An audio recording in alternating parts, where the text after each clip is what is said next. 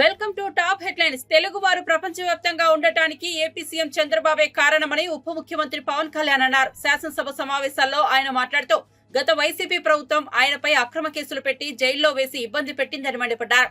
గత ప్రభుత్వం ఆర్థిక వ్యవస్థను నిర్వీర్యం చేసిందన్నారు. గత ప్రభుత్వం ఏపీని అన్ని రంగాల్లో వెనక్కు తీసుకెళ్లిందని ఆరోపించారు. కానీ భవిష్యత్తు పట్ల చంద్రబాబు ఓ నమ్మకాన్ని తీసుకొచ్చారని పేర్కొన్నారు. అందరిలోనూ నమ్మకాన్ని తెచ్చిన సీఎంకు ఆయన ధన్యవాదాలు చెప్పారు. వైసీపీ దోపిడీ అరాచకాలను చూసే ప్రజలు కూటమి ప్రభుత్వానికి పట్టం కట్టారన్నారు. 150 రోజుల కూటమి ప్రభుత్వ పాలనలో పూర్తిగా సంతృప్తి చెందామన్నారు. రాష్ట్రం సంపూర్ణ అభివృద్ధి దిశగా వెళ్తోందని పూర్తిగా విశ్వసిస్తున్నట్లు చెప్పారు. ఏ విధంగా దీన్ని రాష్ట్రాన్ని తిరిగి గాడిలో పెట్టాలి అని ప్రతి ఒక్కరి ఆకాంక్ష అధ్యక్ష. ఆ సమయంలో 3 సార్లు ముఖ్యమంత్రిగా చేసి ఈ రోజున భారతదేశంలో తెలుగువారు భారతీయులు ఎక్కడున్నా సరే దాంట్లో దాదాపు సగం వంతు తెలుగువారే ఉండటానికి ముఖ్య కారకులు. నాలెడ్జ్ ఎకానమీ అనేది ప్రాతిపదిక చేసుకుని దాన్ని దేశమంతా విస్తరించిన ఒక విజనరీ. అలాంటి అనుభవం గల ఒక పాలసీ మేకర్ ముఖ్యమంత్రి. ఆయన్ని కూడా ఇబ్బందులు పెట్టి ఆ రోజు జైల్లో పెట్టిన ఆయన్ని ఎన్ని రకాలుగా పెట్టినా ఒకటే అనుకున్నాం, ఇలాంటి వారసత్వంగా వచ్చిన సమస్యలను మనం ఎలా అధిగమించగలం అని. ఈరోజు నాకు 150 రోజుల గౌరవ ముఖ్యమంత్రి గారి అనుభవంతో కూడిన ఈ పాలనలో నాకు సంపూర్ణమైన విశ్వాసం ఉంది అధ్యక్ష. ఆంధ్రప్రదేశ్ $1 ట్రిలియన్ ఎకానమీగా అతి త్వరలోనే ఈ 5 సంవత్సరాలు వెళ్తుందని మనసు సంపూర్ణ విశ్వాసం ఉంది. $1 ట్రిలియన్ మన ప్రజలకు అర్థం అవడానికి 7,65,000 కోట్ల ఎకానమీ. గత ప్రభుత్వం మనల్ని ఎకానమీని నిర్వీర్యం చేసింది, ఇబ్బంది పాలు చేసింది, అన్ని రంగాల్లోనూ రాష్ట్ర ప్రభుత్వాన్ని వెనక్కి తీసుకెళ్లిపోయింది. ఈ పరిస్థితుల్లో గౌరవ ముఖ్యమంత్రి గారి అనుభవం, మీ పారదర్శకత, మీ విజనరీ దృష్టి ఇవన్నీ కూడా మాకు ఈ $1 ట్రిలియన్ ఎకానమీ వైపు పరిగెడుతున్నాయి అన్న దాంట్లో ఏమాత్రం సందేహం లేదు అధ్యక్ష. అలాగే మన గత ప్రభుత్వం చివరికి పాస్బుక్లో కూడా గత ముఖ్యమంత్రి గారి ఫోటోలు పెట్టుకోవడం, అలాగే ఏ పథకాలకైనా సరే కేవలం వారిది పెట్టుకోవడం చాలా ఇబ్బంది కలిగజేసింది అధ్యక్ష. ముఖ్యంగా ముఖ్యమంత్రి గారు వచ్చి గౌరవ ముఖ్యమంత్రి గారు వచ్చి ఎప్పుడు కూడా ఎవరికి కూడా గుర్తింపు లేనివి, ఆలోచించనివి కూడా వాళ్ళని ముందుకు తీసుకొచ్చి, ఎల్లాప్రగడ సుబ్బారావు గారి గురించి ఎవరికి తెలియదు అధ్యక్ష, చాలా తక్కువ మందికి తెలుసు. వారి పేరుని నేను ఒక మాట ప్రస్తావించగానే ఆయన దృష్టికి తీసుకురాగానే ఆయనకి పేరు పెట్టడం ఆయన దార్శనికతకి చాలా అర్థం పడుతుంది అధ్యక్ష. Leadership ability. ఒక క్రైసిస్ వచ్చినప్పుడు ఒక నాయకుడు ఎలా ఉండాలి, ఒక వరదలు వచ్చినప్పుడు ఎలా ఉన్నారనేది మనకి విజయవాడ బొడిమేరు వరదలప్పుడు అసలు ఆయన చూపించిన నాయకత్వ ప్రతిమ ఇవన్నీ చాలా ఆదర్శనీయం అధ్యక్ష. మేము వెళ్ళి కాళ్ళు మన చొక్కా మడిచి ఆయన దిగి బురదలో నడిచి దిగి ఆయనకి అవసరం లేదు, ఆయన చేయించవచ్చు. ఒక కమాండ్ సెంటర్లో కూర్చొని చేయగలిగే సత్తా ఉండి కూడా మా అందరికీ ధైర్యం నింపడానికి, మా అందరికీ భరోసా నింపడానికి, ప్రజలకు ఆ భరోసా ఇవ్వడానికి ఆయన నడిపించిన తీరు యంత్రాంగాన్ని చాలా అభినందనీయం అధ్యక్ష. ఇవన్నీ కూడా మేము ఆయన ఏ కళనైతే కన్నారో ఆ కళ నెరవేర్చడానికి, పూర్తి చేయడానికి మేమందరం సంసిద్ధంగా ఉన్నామని తెలియజేసుకుంటూ, మీరు 5 సంవత్సరాలు కాదు గౌరవ ముఖ్యమంత్రి గారు తెలియజేసిన అధ్యక్ష, మీరు ఇంకొక దశాబ్దం కూడా ఈ రాష్ట్రానికి ముఖ్యమంత్రిగా కొనసాగుతూ మీరు ఇదే స్ఫూర్తిని కొనసాగించాలని, ఇదే మీ ప్రతిభా పాఠవాలను చూపించాలని మనస్ఫూర్తిగా మేము కోరుకుంటూ గౌరవ సభ్యులందరికీ, సభాపతి గారికి మనస్ఫూర్తిగా ధన్యవాదాలు తెలుపుకుని సమర్పిస్తున్నాను. వేములవాడలో 679 కోట్ల అభివృద్ధి పనులకు శంకుస్థాపన ప్రారంభోత్సవం చేశారు ముఖ్యమంత్రి రేవంత్ రెడ్డి. పలువురు మంత్రులు 236 కోట్లతో మిడ్ మానేరు రిజర్వాయర్ భూ నిర్వాసితులకు 4696 ఇందిరమ్మ ఇండ్ల నిర్మాణానికి శంకుస్థాపన, 166 కోట్లతో ప్రభుత్వ వైద్య కళాశాల ప్లాస్టర్ బాక్ నిర్మాణ పనులకు శంకుస్థాపన, 50 కోట్లతో వేములవాడ పట్టణంలో నూలు డిపో నిర్మాణం, 47,85,00,000తో మూలవాగు నుంచి రాజన్ ఆలయం వరకు రోడ్ల విస్తరణ పనులకు శంకుస్థాపన, 42 కోట్లతో రుద్రంగి మండలంలో అడ్వాన్స్ టెక్నికల్ సెంటర్ నిర్మాణానికి శంకుస్థాపన చేశారు. అలాగే 28 కోట్లతో నిర్మించిన జిల్లా పోలీస్ కార్యాలయం ప్రారంభోత్సవం చేశారు. జిల్లా ప్రజలకు నేను ఒక మాట ఇవ్వదలుచుకున్నా, 100% ఈ నవంబర్ 30 తారీఖు లోపల మళ్ళీ ఉత్తమ్ కుమార్ రెడ్డి గారు మీ జిల్లాకు వచ్చి ఈ జిల్లాలో ఉన్న సాగునీటి ప్రాజెక్టులు అసంపూర్తిగా ఉన్న వాటిని అన్నిటిని సమీక్షించి ఎంత కాలంలో పూర్తయితాయి, ఎంత నిధులు కావాలి, మన ప్రభుత్వం ఆ ప్రాజెక్టులను ఎలా పూర్తి చేస్తుందో పెద్దలు ఉత్తమ్ కుమార్ రెడ్డి గారు మీ ఎమ్మెల్యేల సలహాలు సూచనలు తీసుకొని తప్పకుండా ప్రాజెక్టులను పూర్తి చేయడం జరుగుతుంది అని చెప్పి నేను ఈ వేదిక మీద నుంచి చెప్పదలుచుకున్నాను. అదేవిధంగా మిత్రులారా, కరీంనగర్ జిల్లా గురించి నేను కొత్తగా చెప్పాల్సిన పని లేదు. ఆనాడు ఈ దేశానికి దిశ నిర్దేశం సూచించిన పివి నరసింహారావు గారు మంతని శాసనసభ నియోజకవర్గం నుంచి గ్రామ స్థాయి నుంచి ఢిల్లీ వరకు నాయకత్వాన్ని అందించి పరిపాలన అంటే ఇట్లా ఉండాలి, తెలంగాణ బిడ్డ పరిపాలన చేస్తే ప్రపంచమే ఆశ్చర్యపోయే విధంగా అబ్బురపడే విధంగా దేశాన్ని అభివృద్ధి పదం వైపు నడిపిస్తాడని చెప్పిన పివి నరసింహారావు మీ బిడ్డ, కరీంనగర్ బిడ్డ అని చెప్పి ఈ సందర్భంగా మనం గుర్తు చేసుకోవాలి. వారే కాదు, పెద్దలు చొక్కారావు గారు కావచ్చు, సత్యనారాయణరావు గారు కావచ్చు, ఇలా చెప్పుకుంటూ వెళ్తే ఈ కరీంనగర్ జిల్లా నాయకత్వాన్ని అందించిన జిల్లా. ఈ కరీంనగర్ జిల్లా రైతాంగానికి సమస్యలు వచ్చినా, నిరుద్యోగ యువతకు బాధ కలిగినా ఈ కరీంనగర్ జిల్లా నుంచే ఉద్యమాలు మొదలైనవి. ఈ కరీంనగర్ జిల్లా ఉద్యమాలకు ఎప్పుడు నాయకత్వం వహించింది. సిరిసిల్ల జగిత్యాల రైతాంగ పోరాటాలు ఈ రాష్ట్రం, ఈ ప్రజలు ఎప్పుడు మర్చిపోలే. రైతులకు సమస్య వచ్చినప్పుడు ఈ ప్రాంతంలో రైతాంగ పోరాటాలను మనం కళ్ళతో చూసినాం. అదే కాదు, తెలంగాణ రాష్ట్రం కావాలి, తెలంగాణ రాష్ట్రం కళ నెరవేరాలి అని ఈ ప్రాంతంలో లేచిన ఉవ్వెత్తున ఉద్యమాన్ని ఆనాడు 2004 సంవత్సరంలో శ్రీమతి సోనియా గాంధీ గారు ఇదే కరీంనగర్ గడ్డ మీద నుంచి మీకు మాట ఇచ్చిండ్రు. మీ మనసులో ఉన్న కోరిక, ఈ తెలంగాణ ప్రజల ఆకాంక్ష నాకు తెలుసు, తప్పకుండా నెరవేరుతుంది అని చెప్పి శ్రీమతి సోనియా గాంధీ గారు ఈ కరీంనగర్ గడ్డ మీద నుంచే 4 కోట్ల ప్రజలకు మాట ఇవ్వడం జరిగింది.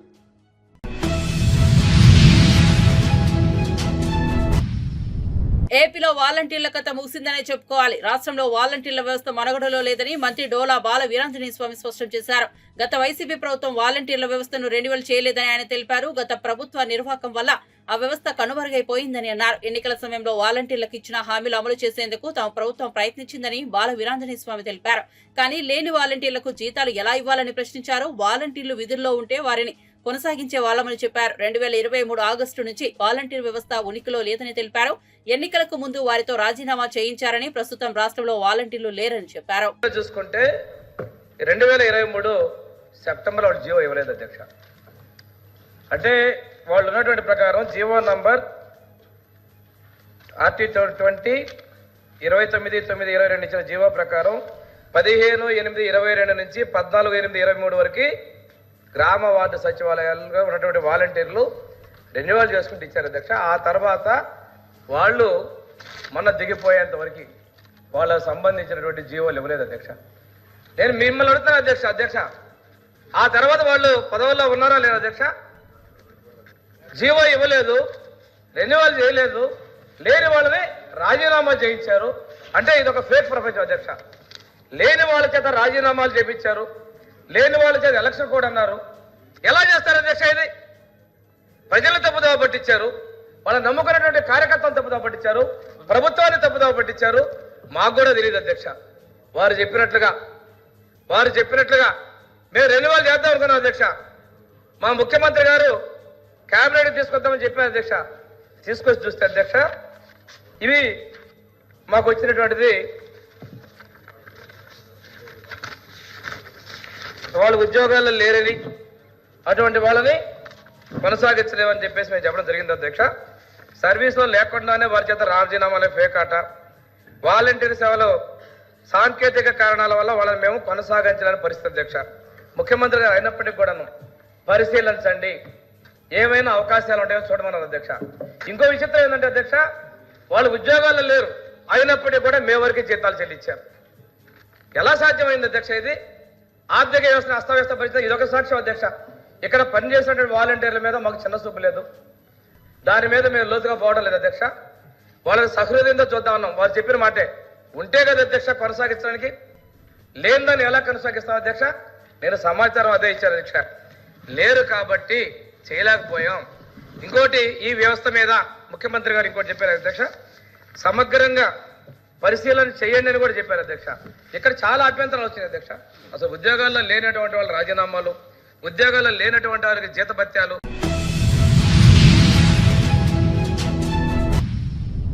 తెలంగాణ ముఖ్యమంత్రి రేవంత్ రెడ్డి తన సొంత నియోజకవర్గంలో ఈసారి గెలిచే పరిస్థితి లేదని బీజేపీ శాసనసభాపక్ష నేత ఐలేటి మహేశ్వర్ రెడ్డి జోషన్ చెప్పారు. రేవంత్ రెడ్డికి దమ్ముంటే రాజీనామా చేసి సొంత నియోజకవర్గంలో పోటీ చేయాలని సవాల్ చేశారు.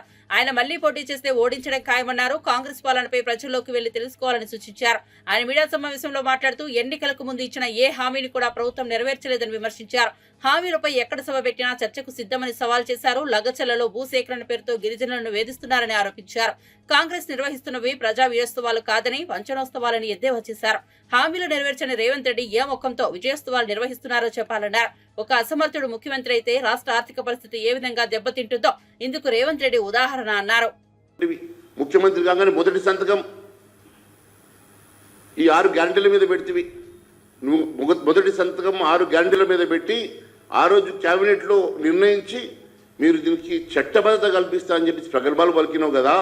సంవత్సరం గడుస్తున్న చట్టబద్ధత కూడా ఇవ్వలేనటువంటి అసమర్థుడు కాదా నువ్వు? ఈరోజు 6 గ్యారంటీల్లో ఒక గ్యారంటీ కూడా అమలు చేయలేనటువంటి అసమర్థుడిగా మిగిలిపోలేదా నువ్వు? ఈరోజు 6 గ్యారంటీలు అమలు చేయలేక 420 హామీలు అమలు చేయలేక పూర్తిగా అసమర్థుడిగా మిగిలిపోయిన ముఖ్యమంత్రి గారు ఏ ముఖం పెట్టుకొని ఈరోజు విజయోత్సవాలు చేసుకుంటున్నారో ప్రజానీకానికి చెప్పాల్సినటువంటి అవసరం ఉన్నదని తెలియజేస్తా ఉన్నాను. ఏం ఉరగబెట్టారని చెప్పి ఈ విజయోత్సవాలు చేసుకుంటా ఉన్నారు, ఏం మెలగబెట్టినారని చెప్పేసి, ఏం పొడిచినారని చెప్పేసి ఈ విజయోత్సవాలు చేసుకుంటున్నారో ప్రజానీకానికి చెప్పాల్సినటువంటి అవసరం ఉన్నది. అసెంబ్లీ ఎన్నికల సందర్భంగా మేనిఫెస్టోలో ఇచ్చినటువంటి హామీ నెరవేర్చలే, 420 హామీలు నెరవేర్చలేదు, 6 గ్యారంటీలు అమలు చేయలేదు, చట్టబద్ధత కల్పించలేదు.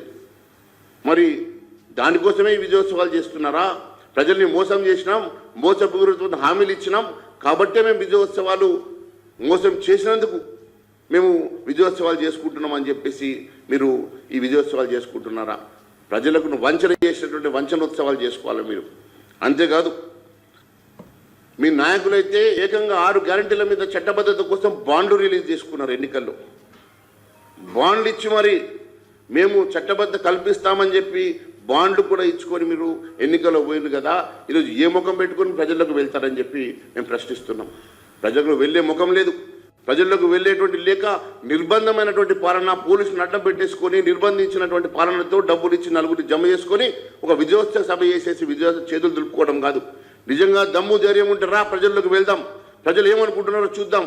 మీరు చెప్పండి ఎక్కడంటే అక్కడ మేము సభ పెట్టడానికి సిద్ధంగా ఉన్నాం, మీరు ఎక్కడ సభ పెడతారో చెప్పండి, మేము వస్తాం, ప్రజలు ఏమనుకుంటున్నారో అక్కడ తేల్చుకుందాం. నీ స్వంత నియోజకవర్గ కొడంగల్లో జరుగుతున్నటువంటి అంశాలను కూడా నువ్వు ఈరోజు పరిగణలోకి తీసుకునే పరిస్థితుల్లో లేవు.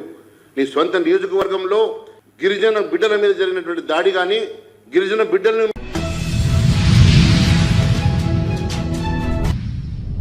ఏపీ అసెంబ్లీలో నిర్వహిస్తున్న ప్రశ్నోత్తరాల్లో గందరగోళం నెలకొంది. అధికారుల నిర్లక్ష్యమే దీనికి కారణమంటూ స్పీకర్ అయ్యన్న పాత్రుడు ఆగ్రహం వ్యక్తం చేశారు. ఒక శాఖకు వచ్చిన ప్రశ్నలను వేరే శాఖలకు ఎలా పంపుతారని ప్రశ్నించారు. ఇళ్ల స్థలాలు, ఇళ్ల పంపిణీకి సంబంధించిన ప్రశ్న రెవెన్యూకు ఎలా వేస్తారన్నారు. అధికారులు అప్రమత్తంగా ఉండాలని హితవు పలికారు.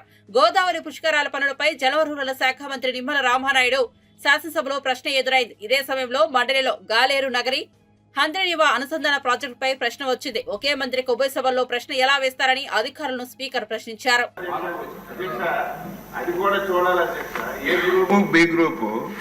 ఏ గ్రూప్ లో ఉన్న వాళ్ళకి బి గ్రూప్ లో అవి రిపీట్ అవ్వకూడదు. ఎందుకు వచ్చిందో లక్ష్మీనాయుడు గారు,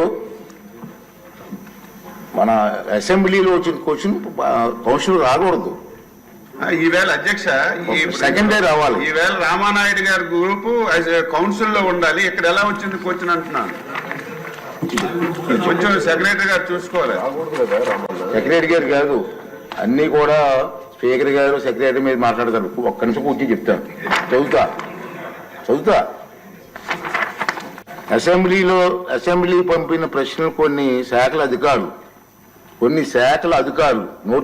నోటీస్ పాయింట్ అనాలోచితంగా వేరే శాఖలకు వాళ్ళే పంపించేసుకుంటున్నారు.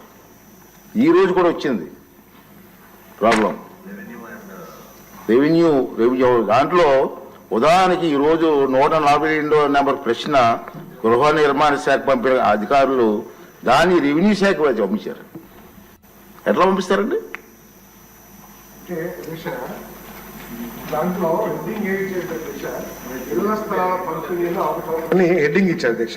క్వశ్చన్ లో మాత్రం బాడీలో మాత్రం ఎక్కువ హౌసెస్ గురించి క్వశ్చన్లు అడిగారు, బట్ క్వశ్చన్ హెడ్డింగ్ మాత్రం ఇళ్ల స్థలాల పంపిణీలో అవకతవకలు. అంటే నేను కామెంట్ చేయట్లేదు సార్, ఇటువంటి పొరపాట్లు జరగకుండా చూడమంటున్నాను నేను. సార్ మీరు వెళ్ళి పోస్ట్ పోన్ చేయమని పోస్ట్ చేస్తున్నారు, వెళ్ళి ఆన్సర్ ఇచ్చి వస్తారా, ముందు ఇచ్చేయమంటారా, మరి ఆ మంత్రి గారు ఒప్పుకుంటారా?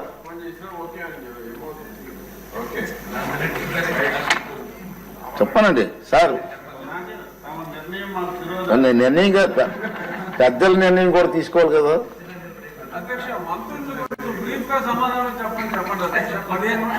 మంత్రులు బాగా చెప్తున్నారండి, మీ సభ్యులే క్వశ్చన్లు ఎక్కువైపోతున్నాయి. సిగ్నేచర్ పెట్టిన వాళ్ళకే అవకాశం ఇస్తామని డెసిషన్ తీసుకుందాం. సార్ క్వశ్చన్ నెంబర్ రామనాయుడు గారు.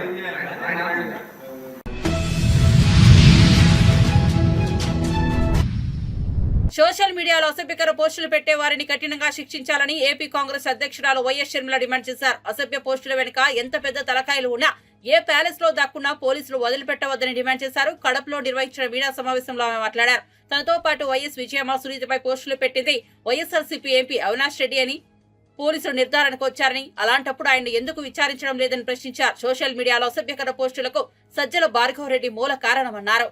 ఇప్పుడు ఎవడైతే సోషల్ మీడియాలో పోస్టు పెట్టారో వాళ్ళే డైరెక్ట్ గా అవినాష్ రెడ్డి గారు ఆదేశాల మేరకే ఇదంతా జరిగింది అని అంత స్పష్టంగా చెప్పినప్పుడు పోలీసులకి అవినాష్ రెడ్డిని విచారించాల్సిన బాధ్యత లేదా?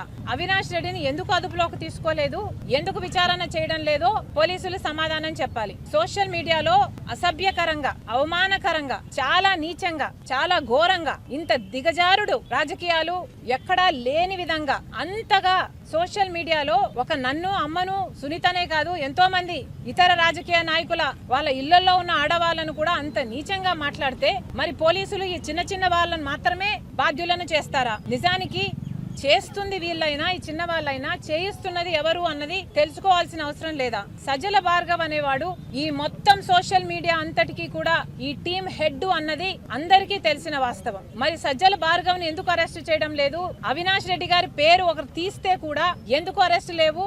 మీరు చేస్తున్న వాళ్ళతో మాత్రమే ఆపేస్తే, చేయించిన వాళ్ళకి ఎటువంటి శిక్ష పడకపోతే చేయించే వాళ్ళు ఇంకొకరితో మళ్ళీ ఇదే పని చేయించగలరు. కాబట్టి దీని మూలం ఎక్కడుందో కనుక్కోండి.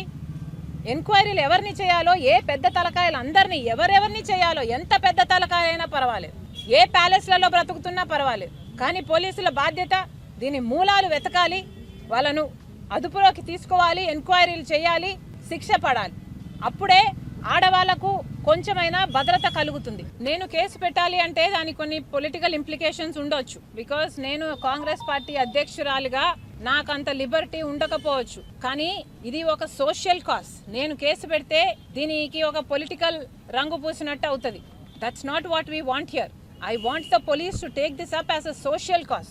నేను కేసు పెట్టినా పెట్టకపోయినా బాధితులు వీళ్ళు, చేయించిన వాళ్ళు వీళ్ళు అని తెలిసినప్పుడు దయచేసి యాక్షన్ తీసుకోండి. మాలాంటి వాళ్ళకు మళ్ళీ కాన్ఫిడెన్స్ దయచేయండి. రాజకీయాలు చేయడము is not an easy thing for women. మీరు ఇలాంటివి చేస్తే అసలు రాజకీయాల్లోకి రావడానికే భయపడతారు కదా.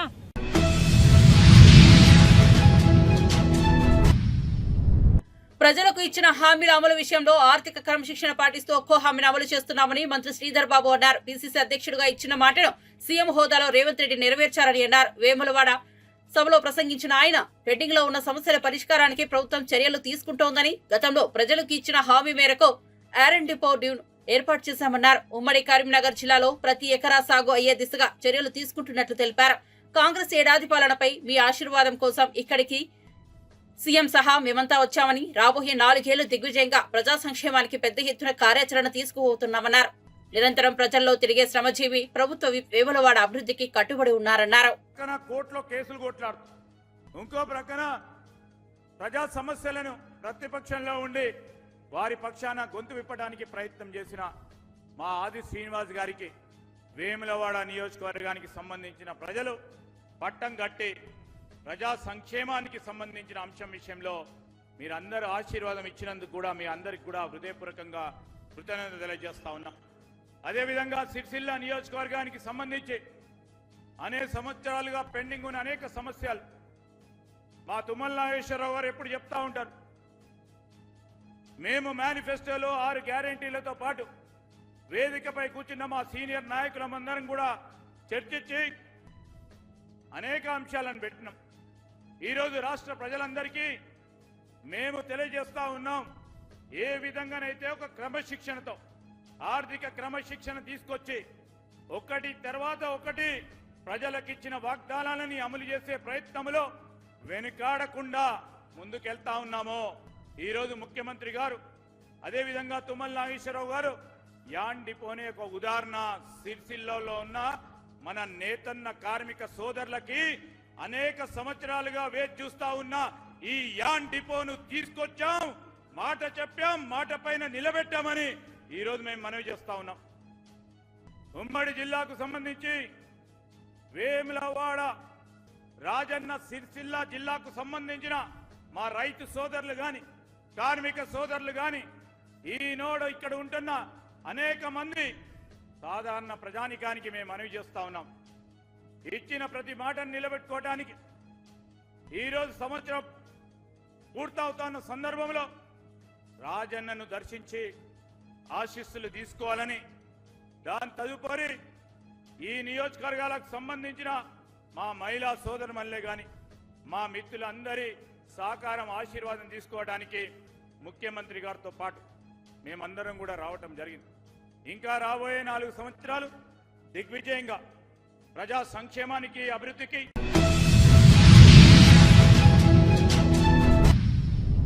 రాష్ట్రంలో టిడ్కో ఇళ్లపై మంత్రి పొంగూరు నారాయణ కీలక ప్రకటన చేశారు. ఏపీ శాసనమండలిలో ప్రశ్నోత్తరాల సమయంలో మంత్రి నారాయణ టిడ్కో ఇళ్లపై సమాధానమిచ్చారు. గత వైసీపీ ప్రభుత్వం టిడ్కో ఇళ్ల కోసం 5,546.48 కోట్ల రుణం వివిధ రూపాల్లో తీసుకుందన్నారు. గత ప్రభుత్వం మాపై కక్షతో లబ్ధిదారుల పట్ల దారుణంగా వ్యవహరించిందని ఆయన పేర్కొన్నారు. 2014లో టీడీపీ అధికారంలోకి వచ్చిన తర్వాత 7,1480 ఇళ్లకు కేంద్రం నుంచి అనుమతి తీసుకుని 5 లక్షల ఇళ్ల నిర్మాణానికి పాలనాపరమైన అనుమతులు కూడా ఇచ్చామని గుర్తు చేశారు. వీటిలో 3,13,832 ఇళ్లు టీడీపీ అధికారంలో ఉన్నప్పుడే గ్రౌండ్ అయ్యాయి. గత వైసీపీ ప్రభుత్వం కక్షపూరిత ధోరణితో మొత్తం 5 లక్షల ఇళ్లలో 2,38,360 ఇళ్లను రద్దు చేసి కేవలం 2,61,660 ఇళ్లు మాత్రమే టేకప్ చేసిందని మంత్రి నారాయణ మండిపడ్డారు. పిల్లలతో ఎంత ఆనందంగా ఉండే ఇళ్లు కట్టమని దాన్ని దృష్టిలో పెట్టుకుని యాక్చువల్గా ఆ రోజు కేంద్ర ప్రభుత్వం ఇచ్చిన ఆ యొక్క ప్రోగ్రాంలో 7,01,481 ఇళ్లు తెచ్చారు అధ్యక్ష ఈ రాష్ట్రానికి. అందులో 5 లక్షల ఇళ్లకి అడ్మినిస్ట్రేటివ్ క్లియరెన్స్ ఇచ్చాం. దాంట్లో 4,54,704 ఇళ్లకి 2017 జూలైలో టెండర్స్ పిలిచాం అధ్యక్ష. 3,13,832 ఇళ్లు యాక్చువల్ గ్రౌండ్ అయినాయి అధ్యక్ష. ఇందులో 3 రకాల ఇళ్లు, 300 చదరపు అడుగులు, బెడ్రూమ్ కొద్దిగా పెద్దగా ఉండే 365 చదరపు అడుగులు, కొంత డబుల్ బెడ్రూమ్ కట్టండి మేము కొంత కట్టుకుంటామంటే మొత్తం ప్రాజెక్ట్ కాస్ట్ 38,265 కోట్ల అధ్యక్ష. అందులో కేంద్ర ప్రభుత్వం 7,500 కోట్లు ఇస్తుంది, రాష్ట్ర ప్రభుత్వం 13,035.88 క్రోర్స్ ఇస్తుంది. బెనిఫిషియర్స్ దగ్గర 17,730 కోట్ల లెక్కన దీన్ని డిజైన్ చేయడం జరిగింది అధ్యక్ష. అయితే గత ప్రభుత్వం వైసీపీ ప్రభుత్వం ఎందుకు చేసిందో తెలియదు, మా మీద ఖర్చు చేసిందో ఉన్న ఏదైతే శాంక్షన్ చేసిన వాటిల్లో 2,38,360 ఇళ్లు క్యాన్సిల్ చేశారు అధ్యక్ష. 2,38,360 ఇళ్లను క్యాన్సిల్ చేసి కేవలం 2,61,640 ఇళ్లు మాత్రమే టేకప్ చేస్తామని టేకప్ చేశారు అధ్యక్ష. బంజారాహిల్స్ లోని నందినగర్ నివాసంలో BRS party working president KTR ను టీటీడీ చైర్మన్ బీఆర్ నాయుడు మర్యాద పూర్వకంగా కలిశారు. కేటీఆర్ కు బీఆర్ నాయుడు వెంకటేశ్వర స్వామి వారి తీర్థ ప్రసాదాలను అందజేశారు. ఈ సందర్భంగా కేటీఆర్ బీఆర్ నాయుడుకి శాల్వా కప్పి వెంకటేశ్వర స్వామి జ్ఞాపికను అందజేశారు.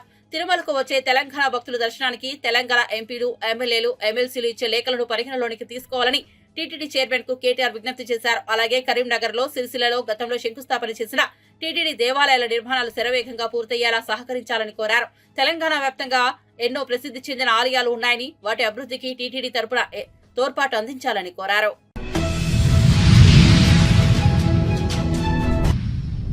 టీటీడీ పాలక మండలి నిర్ణయాలను కేంద్ర మంత్రి కిషన్ రెడ్డి కొనియాడారు. తిరుమల శ్రీవారిని ఆయన దర్శించుకున్నారు. వీఐపీ ప్రారంభ విరామ దర్శన సమయంలో ఆయన స్వామివారి సేవలో పాల్గొన్నారు. దర్శనం అనంతరం కిషన్ రెడ్డి మీడియాతో మాట్లాడారు. తిరుమలలో రాజకీయ వ్యాఖ్యలు నిషేధిస్తూ టీటీడీ బోర్డు తీసుకున్న నిర్ణయం అభినందనీయమన్నారు. తిరుమలలో అన్యమత ఉద్యోగుల తొలగింపు నిర్ణయాన్ని స్వాగతిస్తున్నట్లు చెప్పారు.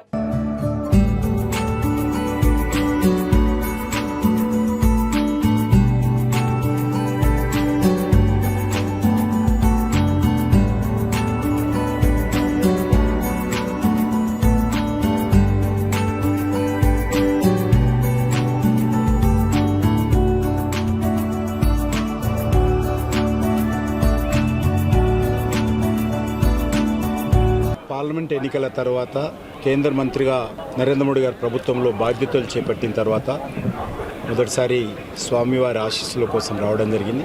చాలా సంతోషం. ఇటీవల నియమితమైనటువంటి తిరుమల తిరుపతి దేవస్థానానికి సంబంధించినటువంటి బోర్డు మొదటి సమావేశంలో కొన్ని సానుకూలమైనటువంటి అద్భుతమైనటువంటి నిర్ణయాలు తీసుకోవడం జరిగింది. ఈ నిర్ణయాలు తీసుకున్నందుకు బోర్డు చైర్మన్ గారికి ధన్యవాదాలు తెలియజేస్తా ఉన్నాను. గత అనేక సంవత్సరాలుగా దశాబ్దాలుగా చర్చ జరుగుతున్నటువంటి అంశం. కొన్ని ప్రముఖ దేవస్థానాలలో అన్యమతస్థులు ఉంటున్నారు. కారణంగా కొన్ని అక్కడక్కడ ఇబ్బందులు వస్తున్నటువంటి విషయం మనం స్వయంగా చూశాము. తిరుమల తిరుపతి దేవస్థానానికి సంబంధించినటువంటి ట్రస్ట్ బోర్డు మొదటి సమావేశంలో అన్యమతస్థులు మరి ఉంటే వాళ్ళను వేరే ప్రాంతానికి పంపిస్తామనే నిర్ణయం తీసుకోవడం ఏదైతున్నదో నేను చాలా సంతోషం వ్యక్తం చేస్తా ఉన్నాను, హర్షం వ్యక్తం చేస్తా ఉన్నాను, స్వాగతం పలుకుతా ఉన్నాను. ఎక్కడైనా సరే ఏ మతమైనప్పటికీ కూడా వారి వారి మత విశ్వాసాలు ఉన్నటువంటి వాళ్ళే ఆ ప్రాంగణంలో పనిచేస్తే బాగుంటుంది అనేది నా అభిప్రాయం. ఇటీవల జరిగినటువంటి కొన్ని సంఘటనలు మన తిరుమల తిరుపతికే కాకుండా దేశమంతా ప్రపంచమంతా హిందువుల హృదయాలలో బాధ కలిగిన విషయం మనకందరికీ తెలుసు. ఆ రకమైనటువంటి సంఘటనలు పునరావృతం కాకుండా తిరుమల యొక్క పవిత్రతను, కోట్లాది మంది యొక్క ప్రజల విశ్వాసాన్ని కాపాడాలని నేను ఈ సందర్భంగా కోరుకుంటున్నాను.